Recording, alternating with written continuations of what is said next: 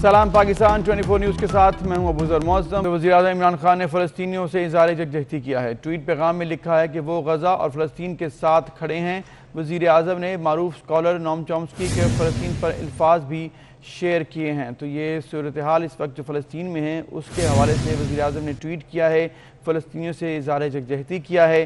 Tweet पैगाम में उन्होंने लिखा कि वो गज़ा फ़लस्तीन के साथ खड़े हैं। वज़ीर-ए-आज़म ने मारूफ स्कॉलर नोम चॉम्स्की के फ़लस्तीन पर अल्फाज भी शेयर किए।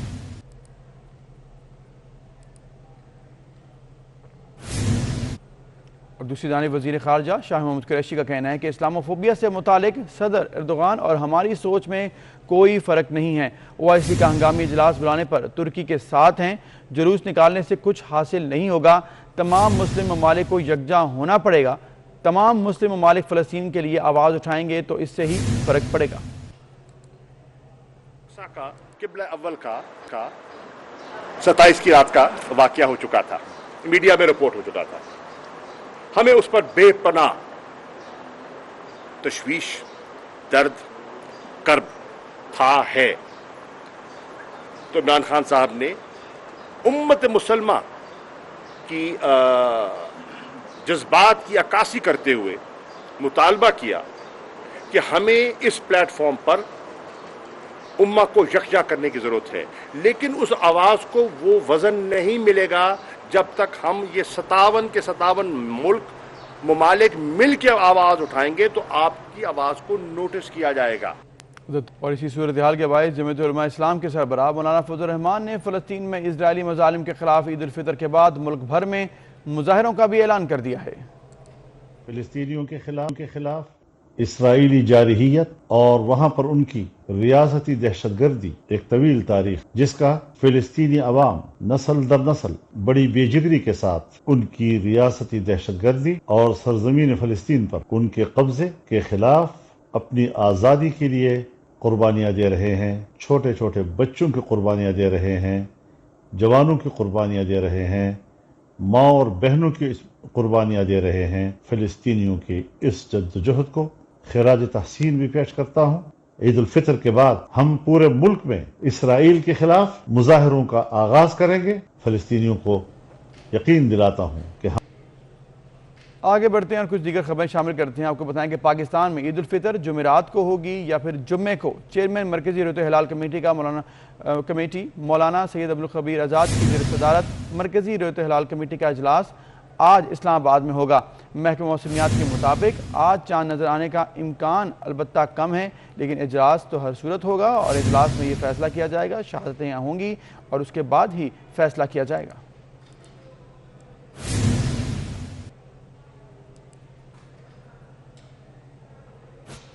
चेयरमैन मरकजी रहत हिलाल कमेटी मौलाना अब्दुल खबीर आज़ाद पूरे मुल्क में एक साथ ईद के लिए इस वक्त पुरुमीद हैं। कहते हैं पूरे पाकिस्तान के उलमा कराम के साथ मैं मुसलसल राब्ते में हूँ। अल्लाह से बड़ी उम्मीद है इस बार पाकिस्तान में एक ही दिन ईद होगी। मजीद जानते हैं उनके साथ मौजूद हमारे नुमाइंदे उस्मान खान से। उस्मान, बताएगा क्या कहना था मौलाना साहब का? जो मौलाना अब्दुल खबीर आज़ाद साहब हमारे साथ मौजूद हैं, हम इनसे बात करेंगे। मौलाना साहब, बहुत शुक्रिया आपके कीमती वक्त के लिए। अच्छा, मैं आपसे पूछना चाहूँगा कि जिस तरह ये पहली मरतबा हुआ है और क्रेडिट आपको जाता है कि रमज़ान के रोज़े एक ही दिन पर रखे गए हैं पूरे पाकिस्तान में, तो आपको कितनी तवक्को है कि इस बार ईद भी पाकिस्तान में जो है वो एक ही दिन मनाई जाएगी? अल्लाह ताला ने अपने फजल और करम से पाकिस्तान में जो आपने देखा कि एक ही दिन हम सब ने रोज़ा रखा और मैंने पूरे पाकिस्तान के जो उलमा हैं उनके साथ भी राब्ते में रहा और फिर हमने पूरे पाकिस्तान का इस हवाले से दौरा भी किया। मैं इस मौका पर अपने उन तमाम उलमा का मशकूर और ममनून भी हूँ जिन्होंने हमारा इस मौके में साथ दिया। इंशाअल्लाह अज़ीज़ मुझे अल्लाह ताला से बड़ी कभी उम्मीद है, क्योंकि आप जानते हैं कि फ़ैसला जो मरकज़ी रहत हिलाल कमेटी पाकिस्तान का होता है वो शरीय असूलों के मुताबिक और शहादतों पे किया जाता है। तो इंशाअल्लाह अल्लाह से कभी उम्मीद है कि इंशाअल्लाह एक ही दिन पाकिस्तान में ईद होगी, जो कि तमाम लोग जो हैं ईद की खुशियाँ को यकम शवाल मुकर्रम में मनाएंगे।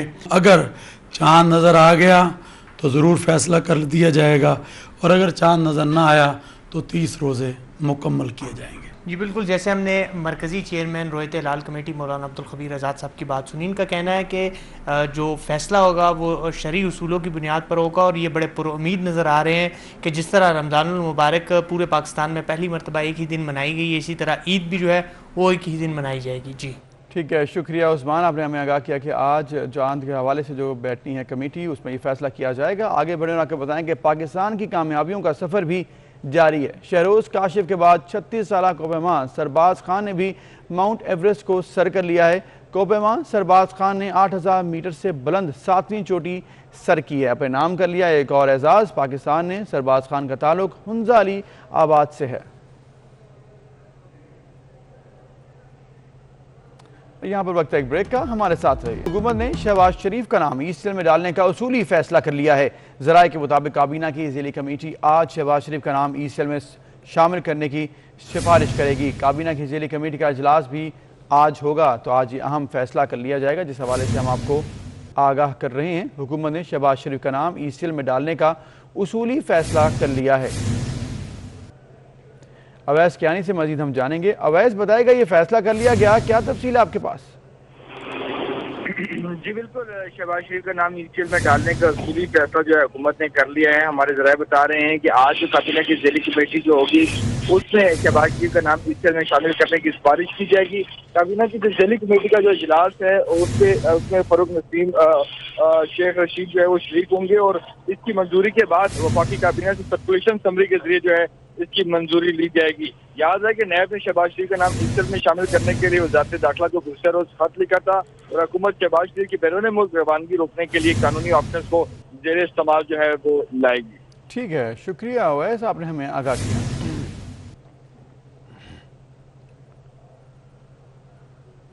और कुछ बात करते हैं कोरोना की सूरत हाल के हवाले से। तो मुल्क में कोरोना वैक्सीनेशन का अमल भी तेज़ कर दिया गया है। 16 मई से 30 साल और इससे ज़ायद उम्र के शहरियों की रजिस्ट्रेशन भी शुरू की जाएगी।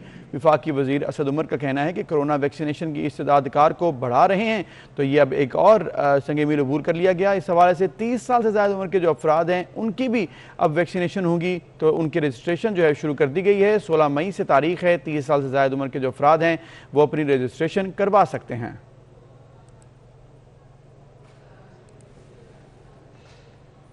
और दूसरी जानब मजीद 104 अफराद कोरोना के बायस ज़िंदगी हार गए। मुल्क भर में हलाकतों की तादाद 19,210 हो गई।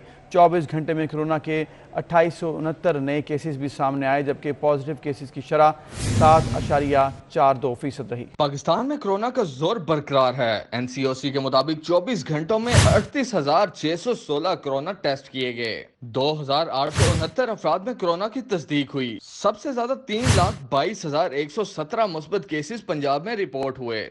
मुल्क में अब तक कोरोना से 19,210 अफराद लुकमे अजल बन चुके हैं। इस वक्त मुल्क में फाल केसेस की तादाद 76,536 है। दूसरी जानिब 7,71,692 अफराद कोरोना से छुटकारा पा चुके हैं। मुल्क में 623 मरीज वेंटिलेटर्स पर हैं, जबकि बलोचिस्तान, आजाद कश्मीर और गिलगित बल्तिस्तान में कोई भी कोरोना का मरीज वेंटिलेटर पर नहीं है। दूसरी जानिब कोरोना के फैलाव को रोकने और SOPs में अमल दरामद कराने के लिए कराची में भी सख्ती शुरू कर दी गई है। शहरियों को साहिल समुंदर जाने से रोकने के लिए इजाफी पुलिस भी तैनात कर दी गई है। मजीद जानते हैं जावेद कायम खानी से। जावेद, बताएगा क्या इंतजामात हैं? उसी के फैसले के बाद मुल्क भर में लॉकडाउन जारी है और उस लॉकडाउन के तनाजुर में सिंध में भी जो है वो अब अमल दरामद को यकीनी बनाने के लिए पुलिस की इजाफी नफरी को तजारती मराकज़ हों या हाईवेज़ हों जहाँ पर बसेस का गुजरना हो उन पर पाबंद करने के लिए, उन को रोकने के लिए, और तफरी मुकामात जिन पर मुकम्मल तौर पर पाबंदी आयद की गई है उन मुकामात पर भी पुलिस की इजाफी नफरी को तैनात किया गया है। सिंध पुलिस के जवानों को साहिल समंदर यानी कि सस्ती तफरी जिसे कहा जाता है, लोगों का जो आसान हदफ होता है वहाँ पहुँचना, किसी पार्क या किसी फनलैंड में जाने के लिए जो है वो दाखिले की ज़रूरत होती है, लेकिन इस सी व्यू ऐसा इलाका है, ऐसी जगह है, ऐसी तफरी मुकामात है जहाँ पर दाखिले की कोई कैद नहीं है, कोई भी आ सकता है। तो उसको रोकने के लिए और SOPs पर अमल दरामद को यकीनी बनाने के लिए पुलिस एहलकारों की इजाफी नफरी को तैनात किया गया और ये ईद की तमाम तातीलात के अंदर इस बात को यकीनी बनाएंगे और यहाँ मौजूद रहेंगे कि साहिल समंदर आने वाले जो लोग हैं उन्हें रोक कर जो है मुतबादिल रास्ता जो है वो बताया जाए और उस जानिब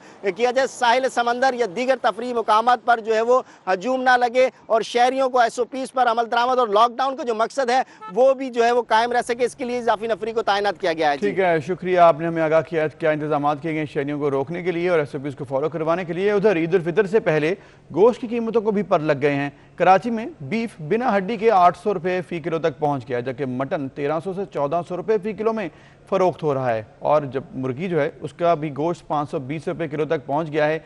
मजीद इसकी सूरत हाल क्या है, रेट्स क्या हैं, हमें बताएंगे हबीब खान। हबीब, आगाह कीजिएगा।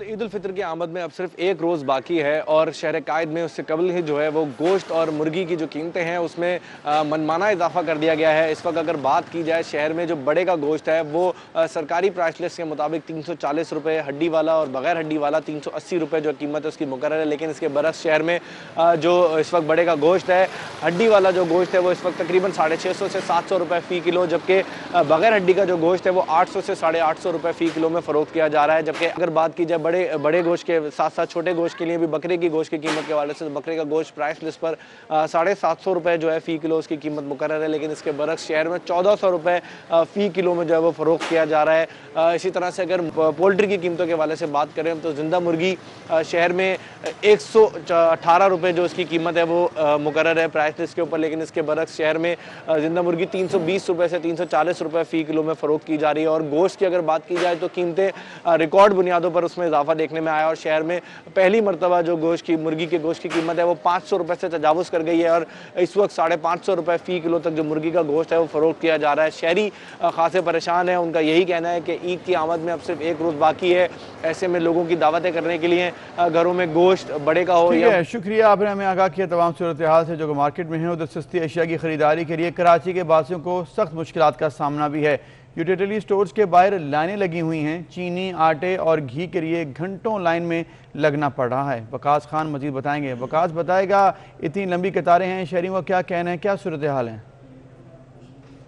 वक्त मैं यूटिलिटी स्टोर के बाहर मौजूद हूँ। यहाँ पर तकरीबन सुबह 8-9 बजे से ही लोगों का रश लगना यहाँ पर शुरू हो जाता है। लोग बड़ी तादाद में यहाँ पर कतारों में नज़र आते हैं। वजह यह है क्योंकि सब्सिडाइज आइटम जो यहाँ पर मिलते हैं उसकी वजह से यहाँ पर लोगों का यहाँ पर रश रहता है। यहाँ पर लोग लाइनें लगाने पर मजबूर हैं। लेकिन यहाँ पर लोगों का ये शिकवा है कि आज यहाँ पर चीनी अभी इस वक्त अवेलेबल नहीं है। अभी तक फ़िलहाल कुछ पता नहीं कि चीनी कब तक दस्तयाब होगी। 2 किलो से ज़ायद चीनी किसी को भी नहीं दी जाती जब वो दस्तयाब होती है, और आटा 10 किलो से ज़ायद। लेकिन ये तमाम जो सब्सिडाइज आइटम है यूटिलिटी स्टोर्स पर उस वक्त ही दिए जाते हैं यहाँ पर आने वाले लोगों को, जब उसके साथ मज़ीद भी चीज़ों की ख़रीदारी की जाती है। लोगों का यही शिकवा है कि शराइत जो है नहीं होनी चाहिए। जो सब्सिडाइज आइटम है वो इसी तरह से अलग अलग चाहें तो वो भी ख़रीदने की इजाज़त देनी चाहिए। और यहाँ पर अलबत्ता यहाँ पर जो सुबह से यहाँ पर लोग आए हुए हैं उनको शदीद परेशानी का सामना है। 29वां रमज़ान है और उसके बाद लंबी कतारें हैं, शहरी परेशान हैं। बहुत शुक्रिया आपका, आपने हमें आगाह किया। उधर ईद उल फितर से कबल कराची में पानी का बहरान भी मजीद संगीन हो गया है, तो टैंकर माफिया ने कीमत में मनमाना इजाफा किया है। शहरियों के लिए पानी का हसूल इम्तिहान बन चुका है। नवीद सिद्दीकी से मजीद जानते हैं। नवीद, ये क्या मामला है? शहर के मुख्तलिफ इलाकों में जो है ईद उल फितर से कबल पानी का जो शॉर्टफॉल है वो सर उठाने लगा है। इसमें जो है टैंकर माफिया भी जो है वो सरगर्म दिखाई देती है। अगर हम बात करें महमूदाबाद, कश्मीर कॉलोनी, कोरंगी, औरंगी टाउन समेत मुख्तलिफ इलाके हैं जहाँ पर जो है पानी का बहरान देखने में आ रहा है। ईद उल फितर से कबल जो है पानी की शॉर्टफॉल के सब जो शहरी हैं वो शदीद परेशानी का शिकार हैं। टैंकर माफिया की जानिब से जो पैसे हैं वो भी बढ़ा दिए गए। हमारे साथ इस वक्त एक शहरी मौजूद है, उनसे मालूम करेंगे। 2 साल से तो बिल्कुल पानी बंद है इलाके में। पहले 1-8 घंटा आ जाता था, अब वो भी नहीं आ रहा। और जो हमारे इलाके के ज़िम्मेदार हैं वो अपना हक अदा नहीं कर रहे, हमें लाइनों में पानी नहीं दे रहे, जिसकी वजह से हमें टैंकर डलवाना पड़ता है। मजबूरी में पानी के बगैर गुजारा नहीं है। हेडिंग वालों ने ना भराई बढ़ा दी है टैंकर वालों की, इस वजह से अब टैंकर वाले भी मजबूर हैं। वो कितने पैसे ले रहे हैं आप लोगों से बताइए?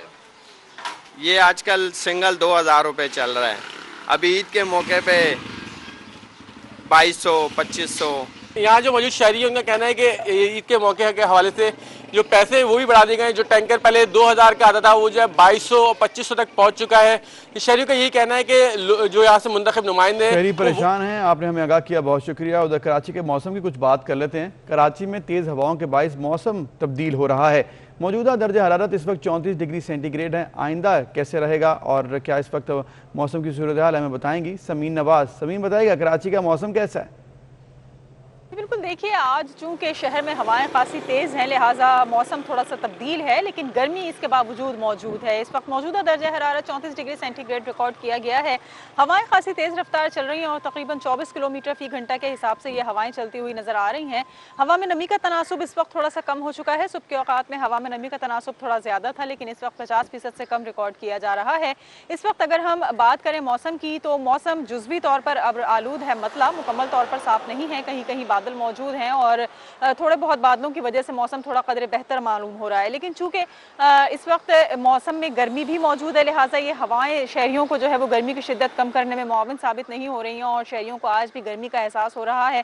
ज़्यादा से ज़्यादा दर्जा हरारत आज 37 डिग्री सेंटीग्रेड तक जाने की पेशगोई की गई है, जबकि इस वक्त करंट टेम्परेचर 28 डिग्री सेंटीग्रेड है। अलबत्ता बारिश का कोई इम्कान नहीं है, गो के बादल ज़रूर मौजूद हैं, लेकिन कोई ऐसी डेवलपमेंट नज़र नहीं आ रही जिसकी वजह से कराची में आइंदा 24 घंटों के दौरान हल्की या तेज़ बारिश मुतवक्किल हो। जी, बारिश भी हो सकती है। बहुत शुक्रिया समीन, आपने हमें आगाह किया। वेलकम बैक नाज़रीन। पीपल्स पार्टी के चेयरमैन बिलावल भुट्टो ज़रदारी ने सानिया 12 मई पर पैगाम दिया है। बिलावल भुट्टो ज़रदारी का कहना है कि सानिया 12 मई मुल्क की तारीख का एक बदतरीन तारीख वाक़या है जिसे भूलना मुश्किल है। पीपल्स पार्टी और दीगर जमहूरी पार्टियों समेत 12 मई के तमाम शोहदा को सलाम पेश करता हूँ। इस सहाने के मुतासरा ख़ानदानों से एक बार फिर ताज़ियत का इजहार करता हूँ। उनका दुख समझता हूँ, इस कर्ब को समझता हूँ जिससे मुतासरा ख़ानदान गुज़िश्ता 14 सालों के दौरान से गुजर रहा है।